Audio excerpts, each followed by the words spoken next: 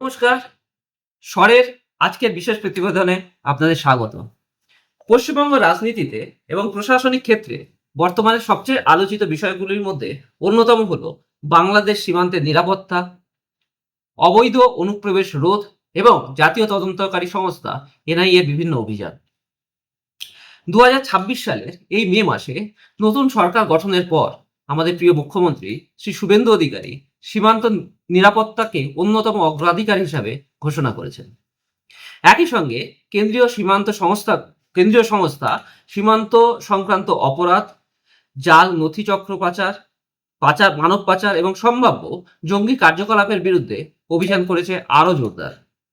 আজ আমরা এই বিশেষ প্রতিবেদনে জানব কেন বাংলাদেশ সীমান্ত এখনো জাতীয় নিরাপত্তার বড় ইস্যু, এনআইএ কি ভূমিকা পালন করেছে, পশ্চিমবঙ্গ সরকার কি কি পদক্ষেপ নিয়েছে এবং সাধারণ মানুষের ওপরে এর কি প্রভাব পড়েছে।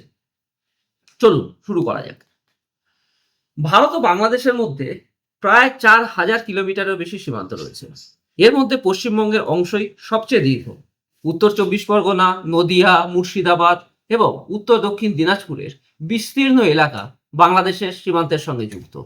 বিগত কয়েক দশক ধরে সীমান্তের অবৈধ অনুপ্রবেশ, মানব পাচার, গরু পাচার চক্র এবং মাদক পাচার, জাল নথি তৈরির অভিযোগ উঠেছে বারবার।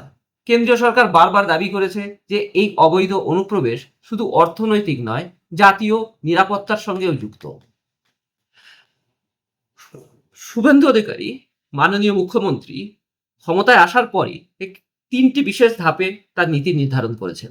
এক, ডিটেক্ট, ডিলিট অ্যান্ড ডিপোর্ট, অর্থাৎ অবৈধ অনুপ্রবেশকারীদের শনাক্ত করা, ডিটেক্ট, বেআইনিভাবে ভোটার তালিকা বা সরকারি নথিতে নাম থাকলে তা বাতিল করা, ডিলিট, অ্যান্ড আইনি প্রক্রিয়া মেনে তাদের নিজ দেশে ফেরত পাঠানো, ডিপোর্ট। একাধিক প্রশাসনিক বৈঠকে তিনি এই তিনটে নীতি নিয়ে বারবার কথা বলেছেন। দীর্ঘদিন ধরে সীমান্তের বহু অংশে বেড়া নির্মাণের কাজ আটকে ছিল, তা আপনারা জানেন। নতুন সরকার ঘোষণা করে দিয়েছে সীমান্ত বেড়া নির্মাণের জন্য প্রয়োজনীয় জমি দ্রুত কেন্দ্রীয় স্বরাষ্ট্র মন্ত্রকের হাতে তুলে দেওয়া হবে এবং তার কাজ চালু হয়ে গেছে। সরকারি তথ্য অনুযায়ী পশ্চিমবঙ্গ এবং বাংলাদেশ সীমান্তে বেশ কিছু অংশ এখনো সম্পূর্ণ বেড়াহীন রয়েছে। এই এলাকাগুলিতে বিএসএফ এর নজরদারি বাড়ানো হয়েছে, জমি হস্তান্তরের কাজ দ্রুত করবার নির্দেশ দেওয়া হয়েছে।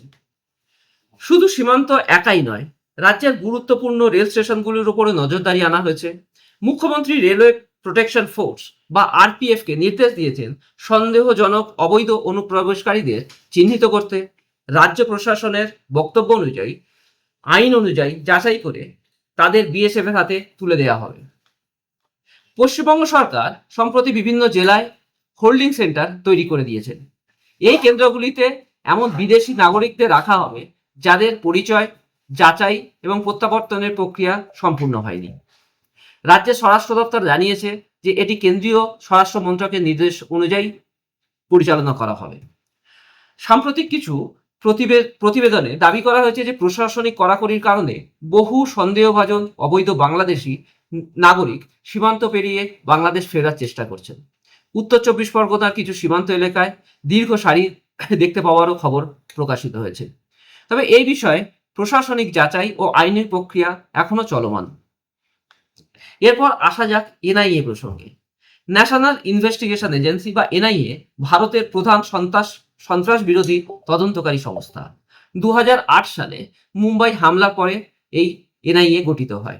এনআইএ তদন্ত করে জঙ্গি কার্যকলাপ, সীমান্ত পারের অপরাধ, জাল নোট চক্র, মানব পাচার, অস্ত্র পাচার, রাষ্ট্রবিরোধী ষড়যন্ত্র এবং জাতীয় নিরাপত্তা সংক্রান্ত অন্যান্য অপরাধ। সীমান্তবর্তী এলাকার জাল পরিচয়পত্র, ভুয়ো পাসপোর্ট, মানব পাচার এবং সঠিক অপরাধ চক্র নিয়ে এনআইএ বহুবার তদন্ত চালিয়েছে। বিশেষজ্ঞদের মতে সীমান্তের দুর্বল অংশগুলিকে ব্যবহার করে অপরাধ চক্র সক্রিয় হবার সম্ভাবনা থাকে।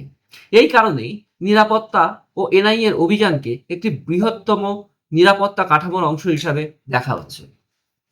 এই ইস্যুতে আরেকটি গুরুত্বপূর্ণ দিক হলো কূটনীতি। বাংলাদেশ সরকারও সীমান্তে নজরদারি বাড়িয়েছে। ঢাকা স্পষ্ট করেছে নাগরিক প্রত্যাবর্তনের ক্ষেত্রে উভয় দেশের মধ্যে নির্ধারিত কূটনৈতিক এবং আইনি প্রক্রিয়া অনুসরণ করা হবে। সাম্প্রতিক সময়ে সীমান্তে নজরদারির বাড়ানোর কথা বাংলাদেশও বলেছে। পশ্চিমবঙ্গ সরকারের দাবি, সীমান্ত সুরক্ষা জোরদার করা হবে, বেআইনি অনুপ্রবেশ বন্ধ করা হবে, ভোটার তালিকা ও সরকারি নথি শুদ্ধিকরণ করা হবে এবং জাতীয় নিরাপত্তার সঙ্গে আপোষ কোনো রকমভাবেই করা হবে না। সরকারের মতে এই পদক্ষেপগুলি রাজ্যের নিরাপত্তা, প্রশাসনিক স্বচ্ছতার জন্য প্রয়োজনীয়। অন্যদিকে বিরোধী দলগুলো অভিযোগ করছে যে ইস্যুকে রাজনৈতিকভাবে ব্যবহার করা হচ্ছে। তাদের মতে প্রকৃত ভারতীয় নাগরিকদের হেনস্থা করা হচ্ছে এবং তারা যেন কোনো রকমভাবেই হেনস্থার শিকার না হয় সে বিষয়ে প্রশাসনকে সতর্ক থাকতে হবে। গণতান্ত্রিক কাঠামোর মধ্যে এই বিতর্ক আগামী দিনও চলবে বলেই মনে হয়। বাংলাদেশের সীমান্ত ইস্যু, অবৈধ অনুপ্রবেশ, এনআইএ এর তদন্ত এবং পশ্চিমবঙ্গ সরকারের পদক্ষেপ, এই সব মিলিয়ে এখন শুধু প্রশাসনিক বিষয় নয়, বরং জাতীয় নিরাপত্তা, রাজনীতি এবং কূটনৈতিক মিলিত ক্ষেত্র। এদিকে সীমান্ত রক্ষা জোরদার করার প্রচেষ্টা চলছে, আবার অন্যদিকে আইনি এবং মানবিক দিকগুলিও সমানভাবে গুরুত্ব দেওয়া হচ্ছে। আগামী দিনে এই নীতিগুলির বাস্তব প্রভাব কি পড়ে তা সময়ই বলবে। এ বিষয়ে আপনাদের কি মনে হয়? সীমান্ত রক্ষা জোরদার করবার জন্য বর্তমান পদক্ষেপগুলো যথেষ্ট, নাকি আরো অন্য কিছু করা প্রয়োজনীয়তা আছে? তা আপনাদের মতামত কমেন্ট বক্সে জানান। ভালো থাকবেন। নমস্কার।